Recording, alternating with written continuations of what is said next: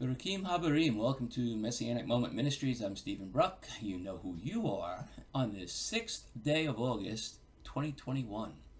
Well, today's parashah starts with the Lord commanding the people that when they have entered the land, they are to go to Mount Ebal and Mount Gerizim, and with the people split into two groups, some on one mountain, some on the other, they are to announce to the land the blessings and cursings that God will give them. Moses further relates that God also commands the people, once they are in the land, to utterly destroy all of the pagan altars, standing stones, and every remnant of the religious articles of the people they conquered. God tells the people they are not to sacrifice anywhere they want to, but only where God will choose to place his name. The other warnings that Moses gives deals with false prophets, and that a religious seducer, in other words, someone trying to get the people to follow the pagan practices, must be killed as an example, even if members of one's own family. The laws regarding kashrut, kosher, and holiness are repeated, as are the rules for tithing and the year of release, treatment of slaves, and the pilgrimage festivals. Well, what I'd like to talk about today is the passage where God says we must not sacrifice unless it is where he says we should. Initially, this was at the tent of meeting, which during the time of the judges was located in Shiloh. Later, King David moved it to Jerusalem, and when King Solomon completed the temple, God then said, that is where his name shall reside. So why was it so terrible to sacrifice elsewhere? I mean, isn't God everywhere? If I sacrifice to him in my backyard, why is that different than in Jerusalem? Now, I'll tell you why. Because when we do whatever we want to do, we screw it all up. The pagans would sacrifice under large trees and on the high places, and God didn't want us to do what they did in any shape or form. In the book of Judges, we read no less than 3 times that there was no king and the people did as they wanted to. Well, we know by reading that book that every time the Israelites did what they wanted to, they ended up doing the wrong thing and were punished.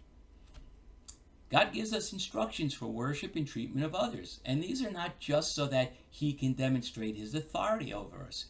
He gives these to us so we can be protected. He's trying to keep us from harming ourselves, and I don't mean like falling off a ladder or burning our hands, but condemning ourselves to hell for all eternity. When we ignore what God says we should do, we ignore God. This is a lesson that, unfortunately, Christianity has not learned. They ignore most of the instructions God gave and justify it by referencing what men said, like Paul, Peter, and James. Now, look, these guys said many good things, but what they said was what men said. None of them is God, and not one of the apostles or anyone really after them professed himself to be a prophet hearing directly from God. When King Solomon dedicated the temple in Jerusalem, the Jewish people had a place where they could go to be forgiven of their sins. That was the only place. And when the Romans destroyed it in 73 AD, well, the Jewish people were devastated because now there was no means of receiving forgiveness. This is why they have to accept Yeshua as their Messiah, because the resurrection of Yeshua was, in a way, a replacement of God's name. God said we could only sacrifice at the temple, and that has never changed. But when God raised Yeshua as a sign of his sacrifice being accepted, Yeshua then replaced the need to bring an animal to the temple.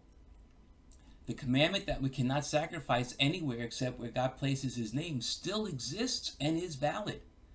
The only thing that has changed is where God put his name, which is now on Yeshua. By accepting Yeshua as our Messiah, we have a new place where the sacrifice for sin is acceptable to God. Through Yeshua, we can ask forgiveness without having to make a sacrifice at the temple. All the other instructions in the Torah still stand. There is no get out of jail free card just because someone accepts Yeshua as their Messiah. We are all of us, still expected to obey what God said we should do in the Torah. Not just Jews, but everyone who says Yeshua is their Messiah and professes to worship the God of Abraham, Isaac, and Jacob. Through Yeshua, God has made forgiveness available to everyone.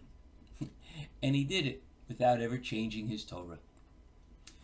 Thank you for being here. Please subscribe. Click the button here. Subscribe. Put down notifications so you get notified. Also, go back to the website. There's a subscribe button in the right-hand margin. Click that one. And share these messages, please, with everyone you know. Help this ministry grow. And check out my Facebook discussion group called Just God's Word. Well, that's it for this week. So, Hitrot and Shabbat Shalom.